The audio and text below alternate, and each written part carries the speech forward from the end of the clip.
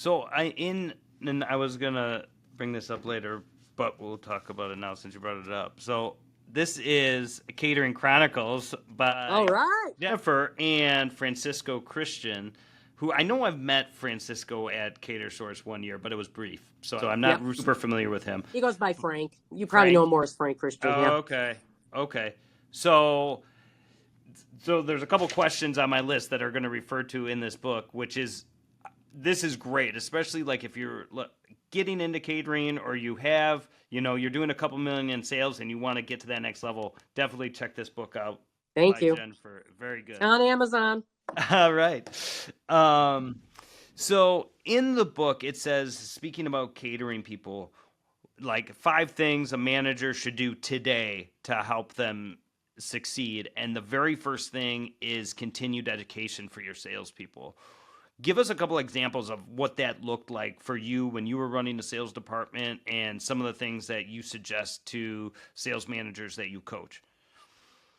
Okay, I think my most successful salespeople have a logistics background because catering sales is so complicated. Catering is so complicated. Let me take a step back. And when I say education, use your executive chef to come into a sales meeting and teach them about food. Use what's under your roof to start.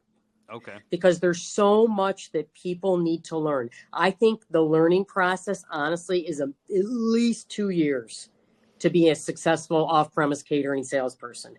You have to learn all your venues. You have to learn what every piece of equipment all the use of equipment. There's so many elements to off-premise catering. And this is something I always say to people. We are a moving restaurant. Yeah, okay. Right. So what I mean by that is salespeople need to understand furniture. They need to understand loading docks. They need to understand freight elevators. They need to understand alleyway entrances. Every single event is different, which is why off-premise catering is so cool. Okay. Mm-hmm. But you need a lot of time to learn that. And quite often people aren't patient with that. So what I used to do in my sales meetings is I used to do 1 sales meeting a month, which a lot of people find shocking, but I wanted focused attention and salespeople to really want to be there. Mm-hmm. But what I would do is an hour of administrative sales meeting stuff. And then I would do an hour of education every month. And I would try and keep it within our own, as I said, under our own roof. But there'd be times I'd bring in different experts. We're here in Chicago. We have a wonderful aquarium called the Shed Aquarium. We brought in someone from the Shed Aquarium, 1 sales meeting, to teach the sales team about safe seafood in the Seafood Watch program. So we were able to understand what we should be selling and what we shouldn't be selling.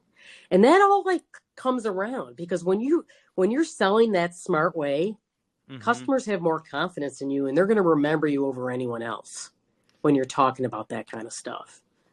I would absolutely do that. They look to you as the expert and they expect you to know these things, everything about the venue, every dietary restriction and all. Totally. All this and you stuff. Should. Yeah, for sure. I always say this, buying a wedding's like buying a car. Right? It's true. Price-wise, too. It's price-wise the same. And everyone who's heard me speaking has heard me say this. So they're probably like, oh my goodness. But it really is who likes buying a car? Not many people. You'd feel kind of vulnerable. Right. And you don't know. You don't always want to ask all the questions. But as a really good salesperson, you should guide your customers through that process to make them feel comfortable and not vulnerable. Right. And it's kind of a similar process.